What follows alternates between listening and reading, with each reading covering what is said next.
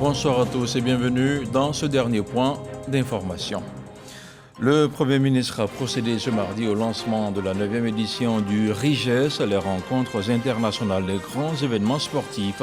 Jérôme Patrick Achi en a profité pour dévoiler les ambitions de la Côte d'Ivoire sur le plan sportif, un levier stratégique, une économie sportive de référence dans le sous-continent. 6 ans après sa mise en œuvre dans notre pays, la déclaration de patrimoine connaît des avancées notables. La Haute Autorité pour la bonne gouvernance s'est félicitée ce mardi des résultats obtenus. Près de 80% de 7366 assujettis identifiés depuis 2015 sont à jour de leur déclaration de patrimoine. Et puis le dossier EcoPlus de ce mardi fait un zoom sur l'Institut national de formation professionnelle agricole, une école qui forme plusieurs acteurs répartis dans les différents corps de métier de l'agriculture. On en parle dans quelques instants. Voilà pour les titres et c'est parti pour l'édition 2022 du RIGES, les rencontres internationales des grands événements sportifs. Je vous le disais en titre, c'est le Premier ministre Patrick Achi qui a procédé au lancement officiel ce mardi. Le rendez-vous se tient pour la toute première fois sur le continent africain. Une initiative de Business France qui mobilise une vingtaine d'entreprises françaises. Alexis Ouedraogo. Les rencontres internationales des grands événements sportifs, RIGES 2022 ouvrent leurs portes à Abidjan. 48 heures durant, promouvoir l'économie sportive. Les RIGES sont un lieu d'échange entre décideurs impliqués dans la gestion des grands événements sportifs et entrepreneurs de la filière sport. Cet événement a vocation à présenter l'évolution des différents marchés internationaux de la filière et chaque année, les RIGES réunissent près de 300 personnes et une quinzaine de pays à l'honneur. Organisée chaque année par Business France, l'édition 2022 se tient pour la toute première fois sur le continent africain à Abidjan, en prélude à la CAN 2023. Le RIGES qui est organisé nous donne l'opportunité de réfléchir sur la valeur sociale du sport, la valeur du développement de l'économie sportive, mais surtout d'optimiser les investissements réalisés dans notre pays en vue de la CAN 2023 et pour les infrastructures à venir, infrastructures de proximité notamment, dans le cadre des Agora et du Précis. Les RIGES sont surtout de grands moments, notamment d'échanges avec des entreprises françaises. La diversification des sources de financement du sport est une exigence claire pour permettre le décollage, l'amplification de cette économie du sport en Côte d'Ivoire. Nous comptons donc sur le soutien engagé de nos fidèles partenaires internationaux et sur celui des acteurs mondiaux de ces marchés pour y parvenir. Avec cette ambition claire du gouvernement ivoirien, le RIGES constitue naturellement un terrain de jeu de prédilection pour renforcer cette stratégie, jouer collectif et incarner un point de rencontre et d'opportunité d'affaires entre les acteurs ivoiriens et africains et entre les entreprises donc, françaises et celles-ci référentes du secteur. Elles trouveront ici l'occasion de nouer contacts de qualité et partenariats innovants dans la mise en œuvre de la politique économique sportive de nos nations et, plus globalement, de notre continent, l'Afrique. Notons que plusieurs pays prennent part à ce rendez-vous, notamment le Cameroun, le Sénégal, le Togo, la République démocratique du Congo et le Tchad. Autre titre de ce journal, près de 80% de 7366 assujettis identifiés depuis 2015 sont à jour de leur déclaration de patrimoine. Il s'agit du taux le plus élevé selon la Haute Autorité pour la bonne gouvernance qui a révélé ce mardi les différentes catégories d'assujettis. Parmi elles, 97% de magistrats et 93% de membres du gouvernement. En conclave à Grand-Bassam, les experts de l'institution entendent corriger les faiblesses du dispositif actuel afin d'obtenir de meilleurs résultats. Les explications de Dangui Dangui. Le cadre juridique créé par le gouvernement dès 2013 pour promouvoir la bonne gouvernance et lutter contre la corruption fait obligation aux hautes personnalités civiles et militaires, ainsi que les personnes chargées de la gestion des fonds publics de déclarer leur patrimoine. Au 30 avril 2022, près de 80% des 7366 assujettis identifiés depuis 2015 ont effectué leur déclaration de patrimoine. Ce taux est plus élevé pour certaines catégories d'assujettis. Par exemple, 100% des membres du Conseil constitutionnel se sont acquittés de cette obligation. Les magistrats, 97%. Les membres du gouvernement, 93%, selon la Haute Autorité pour la bonne gouvernance, HABG, institution en charge de la réception, du traitement et de la conservation des déclarations de patrimoine.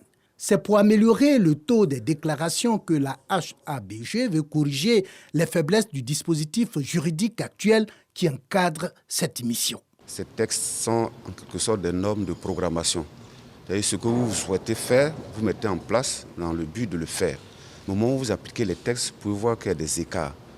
Donc, par exemple, les formulaires que nous utilisons, nous pensons qu'on pourrait peut-être les simplifier. Tous ceux qui sont dans le champ de la déclaration de patrimoine, nous pensons qu'il faut réfléchir sur le champ de la déclaration de patrimoine. Les sanctions qui pourraient s'appliquer à ceux qui n'ont pas fait leur déclaration à temps, on pense aussi à ce sujet-là. Les représentants des administrations assujetties à l'obligation de déclaration de patrimoine et les experts de la Haute Autorité pour la bonne gouvernance sont ainsi en conclave à Grand-Bassam pendant 5 jours. Au menu, des échanges et des réflexions sur le dispositif juridique de la déclaration de patrimoine en vue d'améliorer la pratique en Côte d'Ivoire. On ouvre maintenant le journal de la COP 15.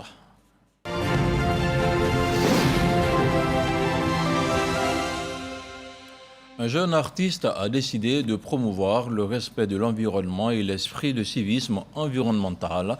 Il se nomme Merbide. Il expose ses toiles sur le parvis du Sofitel Hôtel Ivoire, Abidjan. Walter Amadou Ouattara l'a rencontré. Je vous laisse apprécier la suite dans ce reportage. La COP 2015, ce n'est pas que les panels de haut niveau, des déclarations et autres sessions de réflexion, c'est aussi ça. L'art de peindre et de convaincre à travers des toiles et création de l'esprit. La poubelle intelligente parce que sur cette poubelle, on a des messages que chaque visiteur vient mettre. Parce que ça fait partie de la caravane éco-print. Chacun laisse son empreinte écologique. Voilà, vous voyez ici, ils ont écrit vie. Il y a quelqu'un qui a écrit salubrité. Cet artiste sensibilise sur la protection de l'environnement à travers ses œuvres. La poubelle intelligente parce qu'elle sensibilise au port du masque contre le coronavirus et contre beaucoup de maladies. Parce que là, vous avez un visage mais qui a été fait à partir de déchets plastiques et de la toile de jute. Et ensuite, dans le dos de la poubelle, vous avez la plante vivante. Vous avez la plante vivante que vous voyez avec les racines et tout, qui symbolise, sinon pour dire que là, c'est la photosynthèse. Lézou Stéphane, fondateur du musée de l'environnement et du respect de la biodiversité, croit en ses chances de convaincre les visiteurs et de faire d'eux des adeptes de la protection de la nature. La problématique de la gestion des déchets, la problématique des menaces de la biodiversité dont il fait mention ici, sont des réalités que nous vivons aussi au centre de l'Afrique. Selon l'ONU, la désertification touche près de 12 millions d'hectares de terre chaque année et affecte 40% de la population mondiale. Chacun doit contribuer à son humble niveau pour inverser ce triste tableau. L'agroécologie et les approches territoriales dans les pays de la sous-région, dont la Côte d'Ivoire et le Sénégal, c'est le thème d'une table ronde organisée par le district d'Abidjan et l'ONG française AgriSud. Les participants ont plaidé pour la création d'un cadre institutionnel. Grâce Kando, Franck Wadio. L'agroécologie et les approches territoriales, une table ronde sur le sujet. Il s'agit de mettre en relief les expériences du Sénégal et de la Côte d'Ivoire en la matière. L'intervention du ministre-gouverneur du district d'Abidjan porte sur la préservation des espaces agricoles périurbains de la capitale économique ivoirienne. Méthode choisie, l'approche territoriale. Nous avons une extension d'Abidjan à raison de 200 000 personnes minimum par an.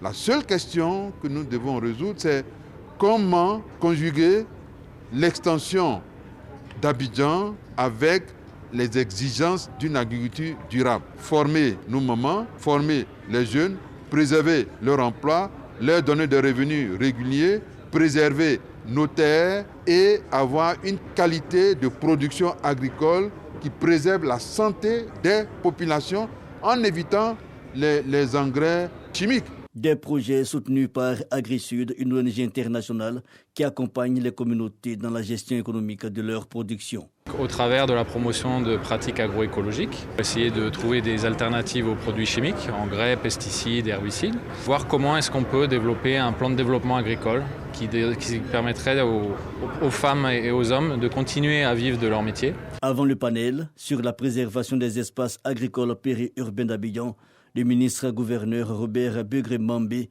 a participé à des échanges sur la promotion et la valorisation de l'économie circulaire. L'économie circulaire s'appuie sur 3 R. Réduire la consommation, redimensionner l'utilisation et puis redonner vie. À travers l'économie circulaire, les ordures peuvent devenir de l'or qui dure. Et de ce point de vue, cela va appeler à une matrice qui permet de partir des ordures vers un produit nouveau. À travers l'économie circulaire, on peut créer des petites unités industrielles dans chaque commune de Côte d'Ivoire. Et justement, le district d'Abidjan a créé un institut consacré à l'économie circulaire à Abidjan, le premier du genre en Afrique. Et on poursuit ce journal avec le dossier EcoPlus de ce mardi qui ouvre une lucarne sur l'INFPA. Entendez par là l'Institut national de formation professionnelle agricole. Il a pour vocation de former de nouvelles générations d'agriculteurs.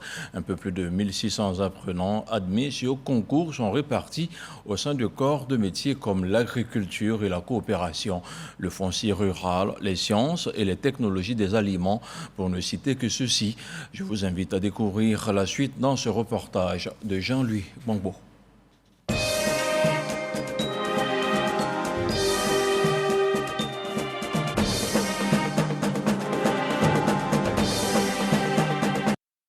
Bingerville, célèbre pour son école militaire préparatoire technique EMPT, où est formée l'élite des forces armées ivoiriennes. L'ancienne capitale de la Côte d'Ivoire, aujourd'hui en pleine urbanisation, n'est pas spontanément une ville associée aux formations agricoles. Et pourtant, niché à quelques encablures du jardin botanique, l'Institut national de formation professionnelle agricole, INFPA, accueille actuellement 1640 élèves en formation générale, professionnelle ou technologique. Quelle est la lecture que vous allez effectuer lorsque vous voulez mesurer un angle dans le cadre de l'implantation de 2003 ? Honoré Kofi est chargé de cours à l'INFPA. Dans cette classe de 2e année d'agriculture et coopération, la protection et la gestion efficiente des parcelles constituent désormais le fil rouge des cours de topographie qu'il dispense. Notre approche, c'est d'amener les apprenants à pouvoir calculer les superficies des différentes parcelles pour remettre aux autorités afin de trouver les moyens qu'il faut pour que véritablement ils puissent, protéger ces différentes parcelles-là. Un message que les étudiants se sont appropriés. Dans le temps, nos parents faisaient l'agriculture, je pouvais dire à l'aveuglette, qui défrichaient d'énormes forêts. Et ça fait que notre couvert végétal et forestier a connu des énormes dégâts. Donc il est bien aujourd'hui d'apprendre l'agriculture. On a un phénomène, disons, la déforestation, aujourd'hui qui fait qu'on ne voit plus assez de forêts. Mais on peut faire les reboisements. On fait que demain, ces arbres puissent protéger, disons, l'environnement et puis aussi la pluviométrie. L'INFPA a formé ces 10 dernières années plus de 24 000 étudiants en agriculture, sciences et technologies alimentaires, foncier rural, foresterie, pêche et élevage. Des formations qui ont pour vocation de s'adapter aux différentes mutations de notre société. Au début, les activités agricoles étaient exercées par des personnes certainement qui avaient quitté le chemin classique de la formation, des personnes qui avaient appris sur le tas, des personnes qui avaient appris auprès des parents. C'était une sorte de transmission. Mais aujourd'hui, ce sont des intellectuels, ce sont des étudiants, ce sont des élèves qui font une incursion dans ce domaine pour pouvoir ajouter de la valeur à ce qu'on faisait de façon classique. L'Institut s'adapte également au nouveau paradigme de l'agriculture, à savoir durabilité, résilience et protection du couvert forestier. Nous avons intégré depuis un moment tout ce qui est agriculture aux normes environnementales et un environnement respectueux aussi de l'agriculture. Les deux termes se rejoignent et c'est pourquoi, dans notre approche, nous avons souhaité aller dans le sens d'une agriculture résiliente. Retour à Bingerville. L'agriculture étant un métier de terrain, nous retrouvons un groupe de futurs professionnels du secteur en plein travaux pratiques. Un cours de préparation d'une parcelle pour la production de bananes plantées. Non, allez juste au milieu, prenez l'interligne d'abord. Une salle de classe en plein air. Mettez la piqueur, vite fait. Aujourd'hui, ce qui est le plus crucial, le plus important lors de cette formation est d'inculquer les nouvelles notions de l'agriculture durable à nos étudiants. Il y a tellement d'imperfections dans le monde agricole, donc nous apprenons à nos jeunes, à nos étudiants, les nouvelles méthodes de production. Ici, les élèves ont tous un projet professionnel différent. J'étais déjà sur le terrain en tant que moniteur et comme l'agriculture évolue chaque jour, donc je suis revenue sur le terrain encore pour apprendre les nouvelles technologies qui viennent d'arriver encore. Surtout d'ici, j'aimerais entreprendre, puisque l'agriculture nourrit son homme. Pourquoi pas s'essayer à la terre et non travailler pour quelqu'un? À l'Institut, on n'apprend pas qu'à produire les spéculations agricoles. On apprend également à les transformer. Nous transformons différents produits, c'est-à-dire les céréales, les tubercules, les fruits et aussi les oléagineux. Outre les écoles régionales d'agriculture à Bingerville et à Pengourou, l'INFPA reste également le terreau de la formation au métier de l'élevage, de la pêche et de la foresterie. Désormais, c'est de former des personnes compétentes au métier agricole et qui ne soient pas intéressés par le fonctionnariat. Ils viennent, ils apprennent pendant un certain temps et ils vont diffuser le savoir qu'ils auront appris à travers des projets innovants. Alors que la COP15 bat son plein avec la quête de solutions pour une agriculture durable et respectueuse de la forêt, la formation constitue, pour le gouvernement ivoirien, l'un des principaux remparts contre les problèmes de désertification ou de pénibilité du travail agricole. L'agriculteur doit être bien formé et bien encadré. Pour cela, notre département ministériel dispose d'un programme qui apporte des formations à la carte, quel que soit le niveau de l'agriculteur.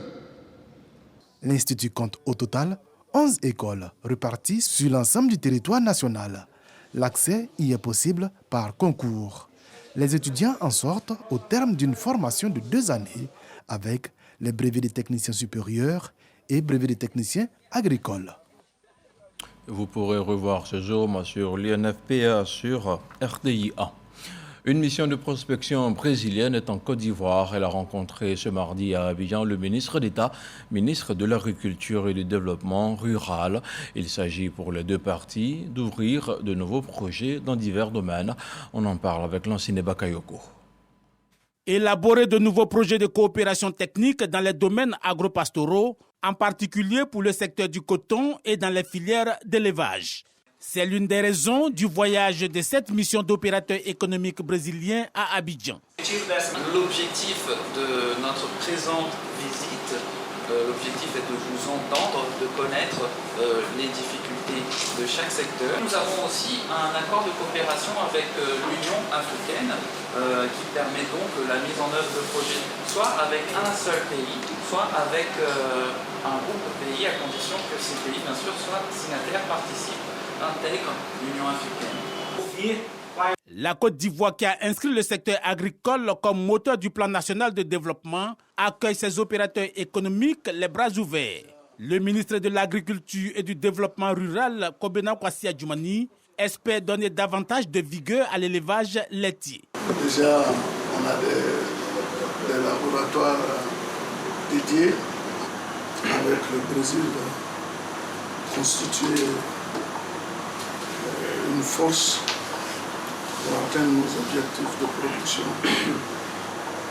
Aujourd'hui, on a besoin d'aller ailleurs qu'au Brésil où le modèle est déjà là. Donc nous devons nous inspirer pour développer nos différents secteurs d'activité. La mission brésilienne s'achève le 20 mai avec probablement des signatures de convention.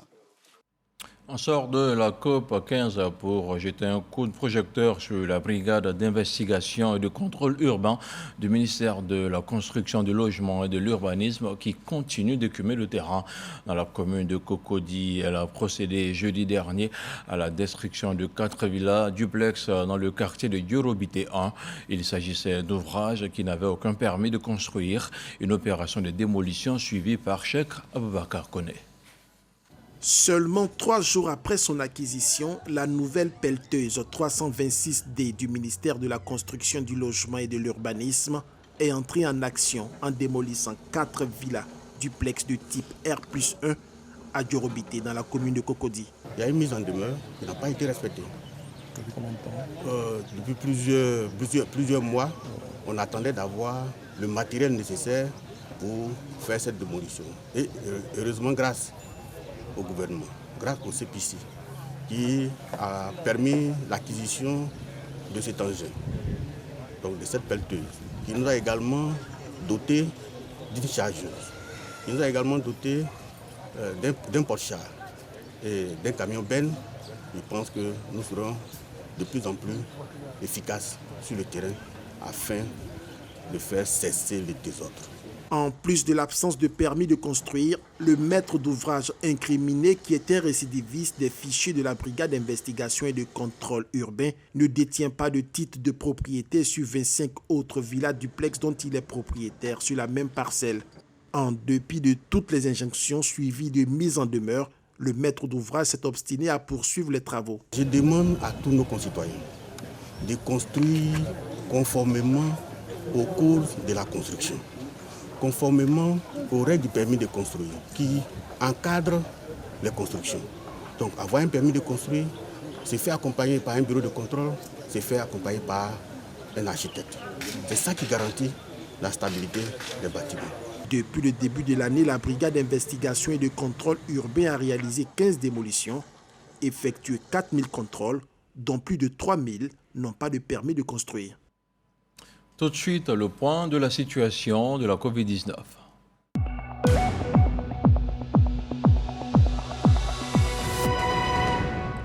Le ministère de la Santé, de l'Hygiène publique et de la couverture maladie universelle a enregistré ce mardi 17 mai 5 nouveaux cas de Covid-19 sur 505 échantillons prélevés, soit 0,1% de cas positifs, 5 guéris et 0 décès.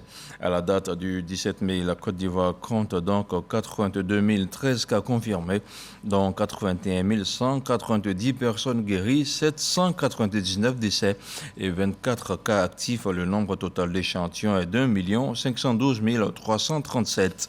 Le 16 mai 2022, 11 210 doses de vaccins ont été administrées, soit un total de 12 691 643 doses du 1er mars 2021.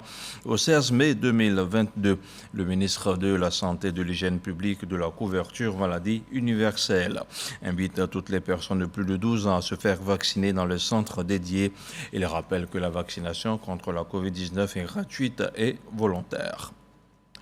Au moins 8 millions de personnes à travers le monde sont concernées par l'hypertension artérielle, une maladie métabolique qui frappe 40% d'individus dans notre pays, selon les chiffres du ministère de la Santé.